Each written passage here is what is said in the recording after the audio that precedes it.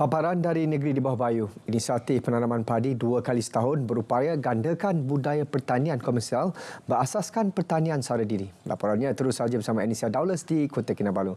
Teruskan, Ann. Ya, baik, sahih. Inisiatif untuk penanaman padi 2 kali setahun berupaya menggandakan budaya pertanian komersial berasaskan pertanian sara diri. Menteri Pertanian, Perikanan dan Industri Makanan, Datuk Seri Panglima Dr. Jeffrey Keatingan berkata, kerajaan telah menyediakan pelbagai jenis bantuan sebagai insentif dan galakan kepada para pesawah untuk meningkatkan pengeluaran padi. Menurut Datuk Dr. Jeffrey, antaranya termasuklah pemberian insentif seperti subsidi pembajakan sawah, bantuan baja dan racun, subsidi jualan padi serta program pembangunan khususnya berkaitan tanaman padi yang telah, sedang dan akan dirancang oleh semua jabatan dan agensi terlibat. Beliau berkata demikian pada Majlis Pelancaran Penanaman Padi Luar Musim Benih Padi menggunakan benih padi High Yielding Variety HYV TR8 di Nambayan, Tambunan. Datuk Dr. Jeffrey yang juga adun Tambunan berkata, potensi keluasan penanaman padi di daerah Tambunan boleh ditingkatkan sehingga 4,000 hektar setahun dan mampu mencapai pengeluaran padi dengan anggaran 16,000 tan metrik padi atau 10,000 tan metrik beras dengan nilai 26 juta ringgit setahun. Justru para pesawah digalak untuk berhubung dengan Jabatan Pertanian bagi mendapatkan bimbingan teknologi terkini berkenaan pembangunan tanaman padi. Penganjuran acara Mount Terusmadi International Climb Button MTIC 2024 bakal menjadi pemangkin kepada usaha mempromosikan ekopelancongan yang ada di daerah Tambunan. Ini kerana acara bertaraf antarabangsa itu turut melibatkan komuniti tempatan dalam penyediaan penginapan, jurupandu dan aktiviti pelancongan lain yang mampu menjana pendapatan mereka. Menteri Pelancongan Kebudayaan dan Alam Sekitar Datuk Christina Liew berkata penglibatan secara tidak langsung ini akan menjadikan daerah Tambunan dan Gunung Terusmadi dikenali terutama penggemar aktiviti lasak melibatkan pendakian. Dalam masa sama menarik lebih ramai pelancong, pelabur dan penyelidik yang mahu membuat kajian ke arah pemeliharaan dan pemeliharaan alam semula jadi. Datuk Christina berucap merasmikan Majlis Pelancaran Mount Terusmadi International Climbathon 2024 di Pusat Sejadi Hutan Lipur Kawang, Papar. Teks ucapannya dibacakan Timbalan Setiausaha Tetap 2 Alasiasion. MTIC 2024 yang julung kali diadakan akan berlangsung pada 25 Mei ini bermula di Gate Kupu-Kupu melibatkan jarak 30 km dan 21 km dengan sasaran peserta lebih 500 orang dari dalam dan luar negara. Acara ini menawarkan hadiah wang tunai keseluruhan berjumlah RM29,600. Gunung Terusmadi merupakan puncak kedua tertinggi di Malaysia dengan ketinggian direkodkan 2,645 meter selain Gunung Sinsing dan Gunung Kaingaran yang merupakan puncak ketiga dan kelima tertinggi di negara ini. Rakyat di negeri ini khususnya pencari kerja diingatkan agar sentiasa berhati-hati dengan tawaran pekerjaan menarik di luar negara yang diperoleh melalui media sosial bagi mengelak menjadi mangsa job scam. Timbalan Menteri Luar Datuk Mohamed Al-Amin berkata ia penting kerana insiden yang berlaku di beberapa negara luar melibatkan rakyat Malaysia termasuk dari Sabah dan Sarawak amat membimbangkan.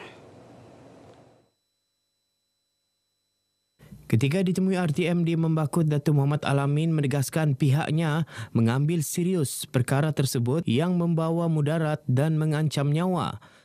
Modus operandi mereka sekarang ini sudah lebih kepada rakyat Sarawak dan juga Sabah. Jadi ini amat merisaukan kita. Mereka menawarkan gaji yang lumayan, tempat tinggal percuma, macam-macam percuma. Tapi akhirnya mereka terjebak dengan job scam. Apabila mereka terjebak, maka banyak masalah-masalah yang akan timbul. Jadi inilah kadang-kadang menyukarkan kita.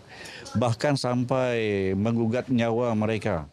Sehubungan itu, Datuk Muhammad Al-Amin menasihati para pencari kerja untuk menyelidik kesahihan sesuatu tawaran kerja terlebih dahulu, antaranya dengan merujuk kepada pihak berkuasa seperti polis untuk verifikasi.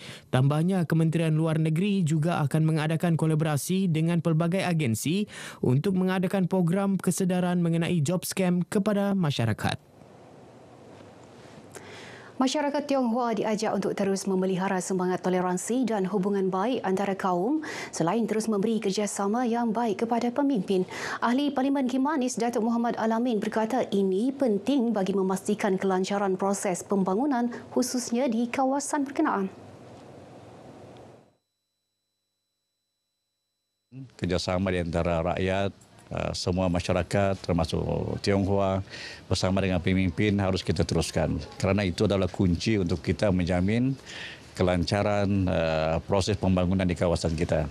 Jika ada kerjasama ini, maka kita akan lebih mudah untuk membawa lebih banyak proses pembangunan di kawasan Parlimen Kimanis. Datuk Muhammad Al-Amin berkata demikian kepada pemberita RTM di Membakut selepas mengunjungi dan menyerahkan limau sempena sambutan Tahun Baru Cina kepada peniaga Tionghoa sekitar Membakut dan Bengawan.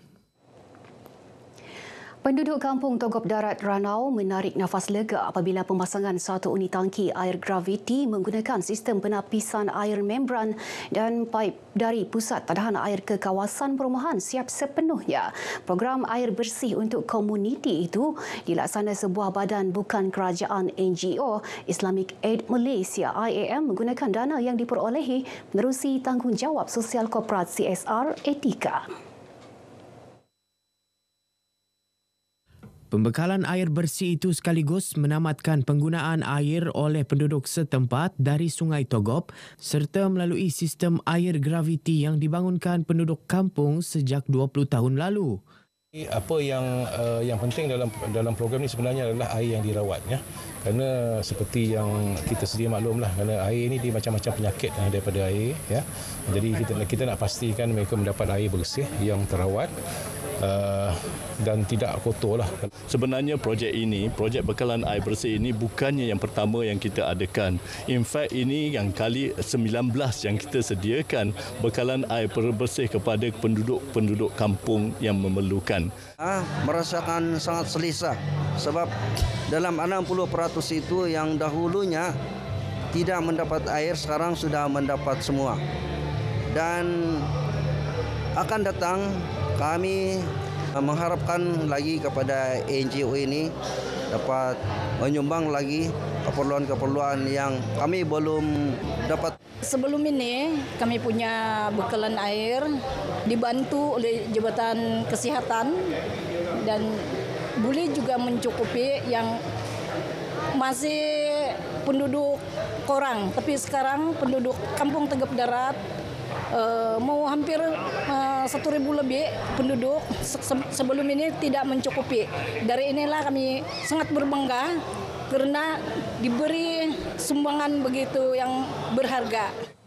Mereka ditemui RTM selepas program penyerahan air bersih di Kampung Togop Darat, Ranau.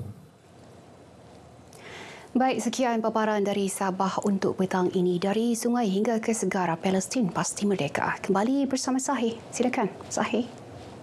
Baik, Anne, terima kasih.